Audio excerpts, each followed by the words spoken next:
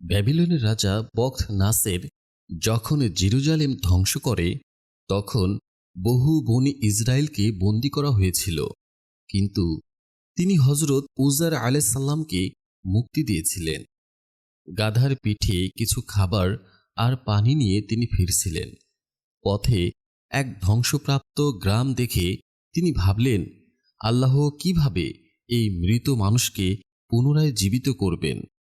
এমন ভাবনা মাথায় আসতেই তিনি বিশ্রাম নিতে একটি গাছের নিচে বসলেন। আল্লাহ তাকে পরীক্ষা করার জন্য সেখানেই 100 বছরের জন্য মৃত্যু দিলেন।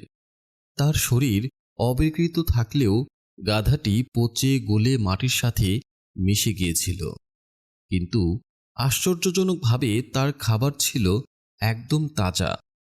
100 বছর পর আল্লাহ তাকে আবার জীবন দিলেন এবং আল্লাহ তাকে জিজ্ঞেস করলেন, আপনি কতকাল ছিলেন এখানে?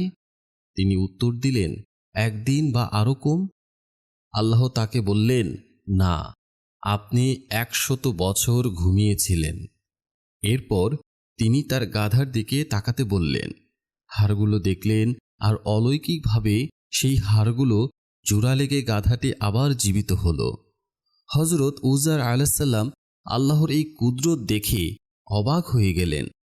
100 বছর পর যখন হজরত উজার আলাইসাল্লাম জেরুজালেমে ফিরলেন, দেখলেন সেখানকার সব কিছুই বদলে গেছে। মানুষজন তাকে চিনতে পারছিল না, কারণ তিনি তখনও যুবক ছিলেন আর তার সমবয়সী কেউ বেঁচে ছিল না। পুরনো মুদ্রা নিয়ে দোকানে গিয়েও তিনি দেখলেন তা অচল। তিনি যখন নিজের পরিচয় দিলেন তখন সবাই অবাক হয়ে বলল, হজরত উজাইর তো বখত নাসেরের হাতে বন্দী হয়েছেন আর কখনো ফেরেননি। সবাই তার কথা অবিশ্বাস করল। তখন এক বৃদ্ধার কথা মনে পড়ল, যিনি অন্ধ ছিলেন এবং উজাইর আলাইসাল্লামকে চিনতেন। হজরত উজার আলাইসাল্লাম যখন সেই বৃদ্ধার কাছে গেলেন তখন তিনি দুটি প্রমাণ চাইলেন।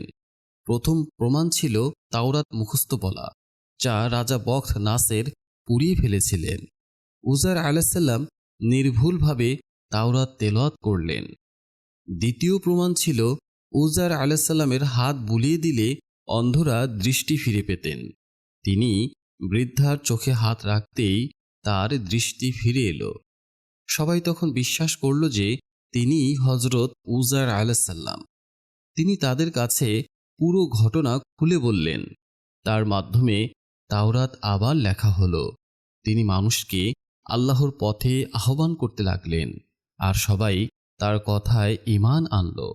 বন্ধুরা, হজরত উজার আলাইসাল্লামের গল্প আমাদের মনে করিয়ে দেয় আল্লাহর কুদরত অসীম।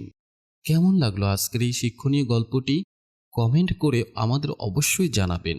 আজ তাহলে এ পর্যন্তই। সবাই ভালো থাকুন, সুস্থ থাকুন। আল্লাহ হাফেজ।